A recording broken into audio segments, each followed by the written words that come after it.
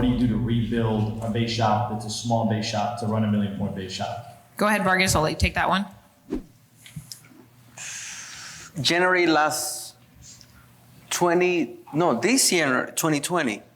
Erica, how many people we have coming to meetings in our base shop? She was in the base shop. By the way, Erica, how many you were recruiting? You were recruiting 10? I think that she was less than 10, but let's just say 10. How many people we have coming? How many people do you have coming to meetings? One. How many people did we have coming to meetings? This is January 2020. It got scary. Base. Marcelo had more people. You remember that? There was a pregame where he had more people than us. And I was like, shoot, this is They say it like it's a bad thing. Yeah, this is getting really bad. Yeah, this is Yeah, January. literally really scary. This is January 2020, yes? January 2020. We do pregame, and it's only Marcelo.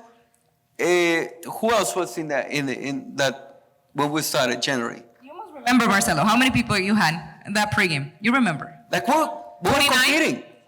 25. He had 25. Marcelo had 25. We had less people in him. She says talking about pregame. I'm talking about the entire coming to meetings. So I think. So there are some people that think that if the base shop is not performing, so I have no chance to run a $1 million point base shop, right?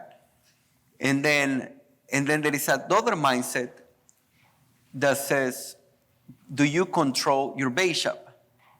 So I went from, when we say, oh my gosh, I didn't do it because the base shop didn't close out. Or you say, oh my gosh, I pushed, but base shop didn't produce. Or I don't have, this is the number, what's the number one question that people ask on running a $1 million point base shop? Guess what it is? Number one question that people ask, that's not. Pelayo asked a really good question, but I'm going to go with this. So what is the number one question that people ask to run a $1 million point base shop? You're going to be surprised. I'm going to tell it to you. You're going to say, that was my question next. You ready? How many field trainers do we have? Yes? Yes. That's the wrong question. I don't ask myself how many field trainers I have. Never. I used to. When I was more when I never run a $1 million point base shop, I went, how many field trainers do I have? I don't ask that anymore. I ask, how can I inject life into my base shop? How can I inspire my base shop? So I said, I see 15 people coming to meetings. And I says, you know what? This girl over here, Erica, you know what? We're gonna work with her, and she's gonna be the rock star. We're gonna inject life into Erica. And we started injecting life, and guess what happened? We start building Erica. So basically, it's one field trainer, which is Erica. And we built. So how many field trainers you need in order to run a $1 million point base shop? You need one. You need one life. Like I'm figuring out your next MD. So you build this person. You build your base shop around this person, right? So you build this person and everybody, and you talk about Erica. And you make them an example. You make them like they qualify for everything. They are like, so you're having this conversation constantly with them. So they qualify for everything. They are every initiative. They're on time. They're participating on training. Like so, look at Erica. Great job, Erica. She had 5 people in the meeting. Nobody had 5, right? Erica got 5. You remember when you said that? Great job, Erica. 7 people in the meeting. She's the rock star. Everybody should be doing what Erica's doing. So everybody's wanting to be like Erica. And then, so you build one person around that person in the base. Right? Like my favorite thing is, my favorite thing in the base shop is to say, here's my 90%. Or here's my number 1. And it's uncomfortable with the rest. So everybody is like, is driving crazy. Right now, who's the number 1 person in the base shop? Hands down. Ush and Brando, who's the number 1 person? Bray Tansy. Bray Tansy is the number 1 person in the base shop. She's kicking everybody's butt. Mark, who's the number 1? Bray. She's the number 1. She's here. So you build. So injecting life, we went from that. And because of that, team is starting to grow. In January, 20 people, and then we had pandemic.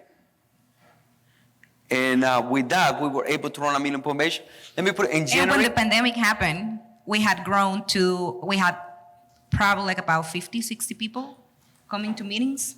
That's a number that I remember, but because it happened so quickly, and then the pandemic happened, and everyone that we had identified that could be MD and that we were working with, because typically we grab one, and then that give birth to 3, 4, 5, 6, 8 people that are following the example, and everyone starts competing. But then the pandemic happened, and the main couples that we had identified, like they were all MIA, like they couldn't transition to Zoom. They couldn't transition to write business through Zoom. So they were like, within a matter of 30 days, they were like not answering the phone. Like it was like, again, no base shop.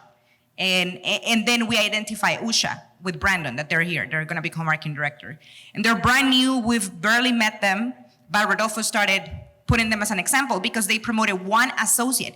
Like that's the big start of that month, was because they promoted one associate, and Rodolfo made it such a big deal that they promoted one associate that month.